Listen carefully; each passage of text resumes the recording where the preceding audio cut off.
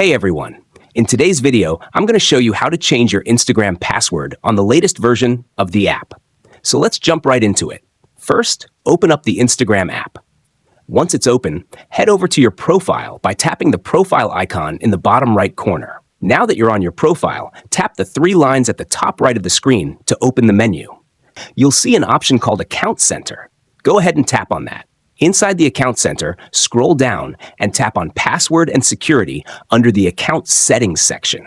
Then tap on Change Password. Now, if you have multiple profiles under the same account, make sure you select the correct one.